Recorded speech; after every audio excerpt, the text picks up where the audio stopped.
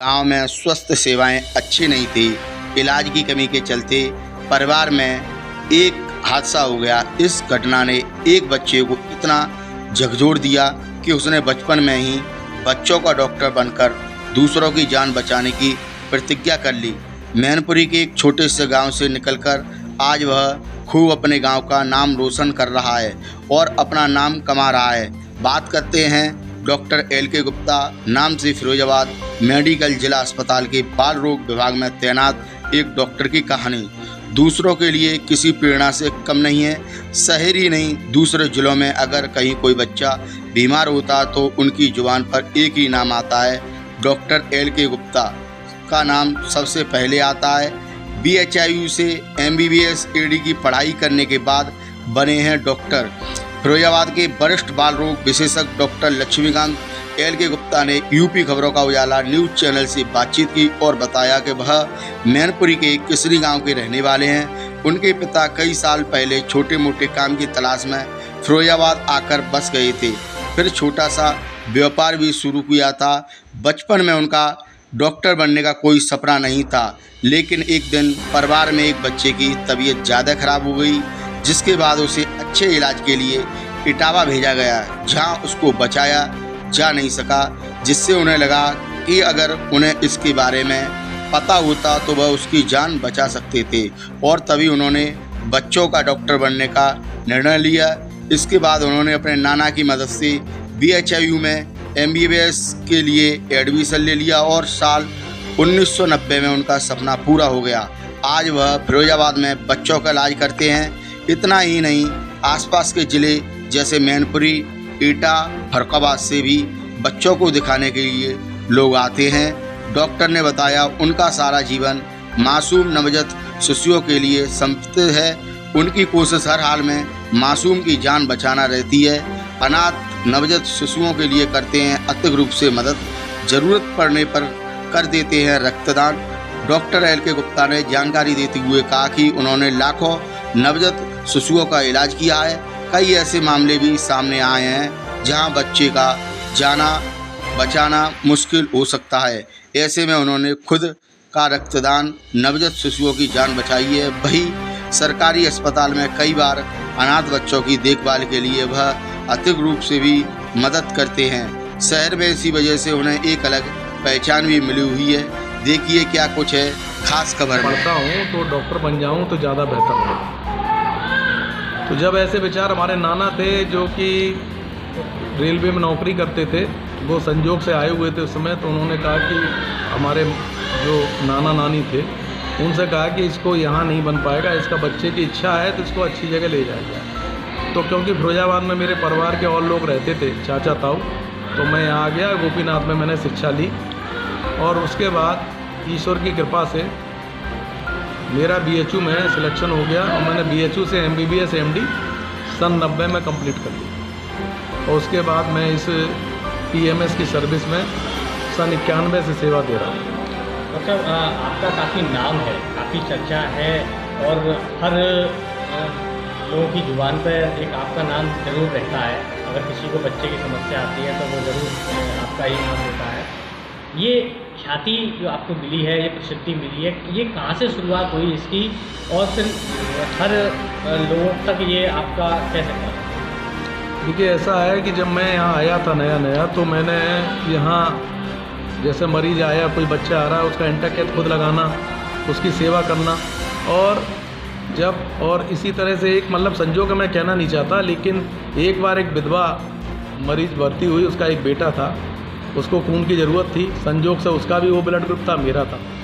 तो मैंने जाके बच्चे में उसको 3 पैकेट की ज़रूरत थी, हालांकि बच्चे को 60 ग्राम की ज़रूरत थी।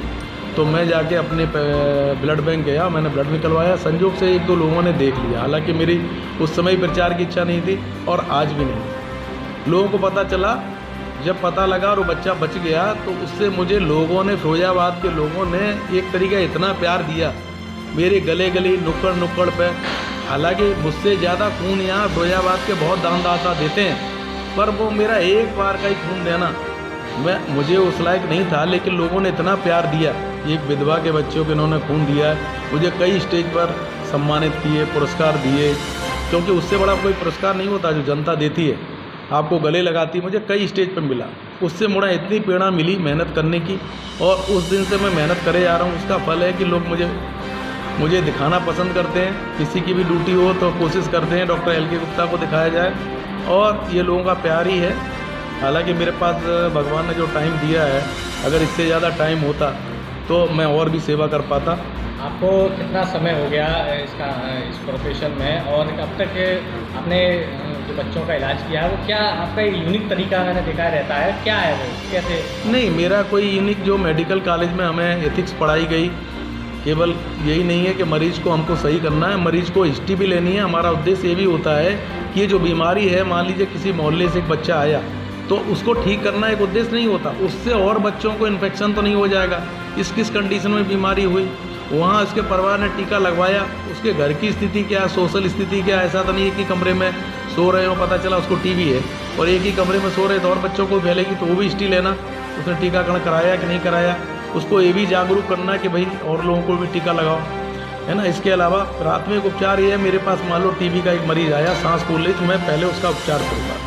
मेरा एक बेसिक फंडा है, मेरा एक अनुभव है कि जब मैं उपचार के दौरान थोड़ा सा उसको आराम मिलने लगेगा, फिर जो मैं उसको सलाह दूंगा, है ना, 100% तो मैं नहीं कहूँगा, लेकिन ज़्यादातर लोग मेरे को सलाह मानते हैं, क्योंकि जब आपसे फ़ायदा हो रहा है तो उसका परिवार आपको सुनेगा, और उसको चिंता रहती है। जब मैं जागरूक करूँगा कि भाई इस बच्चे को तुम्हारी टीबी हो गई बेटा, अगर टीका लगवाता तो शायद इतनी भयावह टीबी नहीं होती, और बच्चों को आप टीका लगवाओ। और मैं उसको एक तरीके से सोशल कसम भी दिलवाता हूँ कि भाई देख, एक बच्चा तेरा सही हुआ है, अब मैं तुझे तेरा सही हुआ है, अब मैं तुझे कसम देता हूँ, कम से कम तू जाके 5 या 10 परिवार को ये बताएगा कि आपके टीका लगवाना है।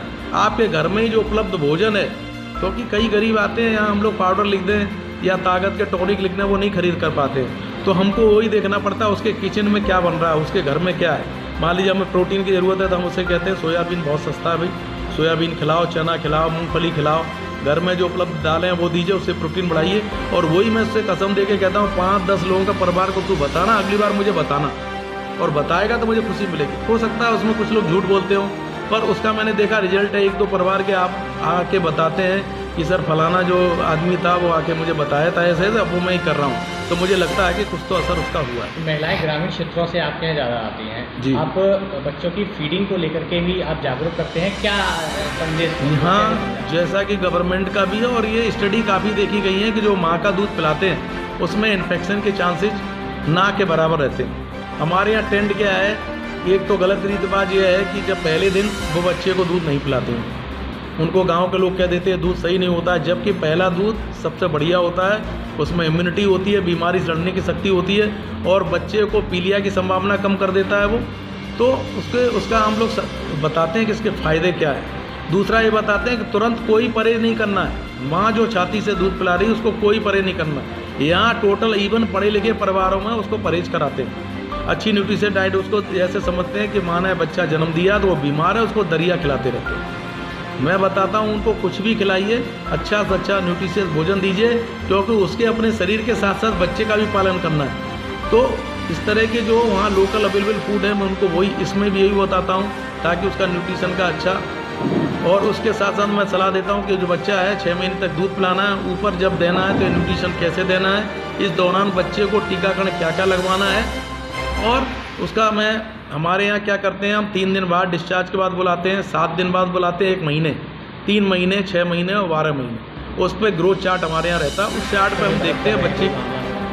देखिए अभी कई बार हमारे यहाँ जैसे कई बार लावारिस बच्चे आ जाते हैं, कई बार ऐसा होता है कि कहीं चोट वोट लग गई, फील्ड में मिल गया, उसके माँ बाप तो नहीं आ पाते हैं, तो ऐसे केसेज में जब भी दवा की ज़रूरत होती है, हम लोग हमारा स्टाफ सब मिलकर, मैं स्टाफ को इसलिए बधाई दूंगा, कई बार तो स्टाफ मुझसे ज़्यादा पैसा उन लोगों को देता है। अभी का एग्जांपल बता रहा हूँ, अभी 2 बच्चे हुए थे जो हमारे न्यायालय है, किशोर न्यायालय, उसमें मामला जो भी आते हैं लावारिस बच्चे, उनको वहाँ सूचना देनी होती है, वहाँ मामला जाता है ताकि उनको गोद कोई भी अच्छे परिवार का बच्चा ले सके।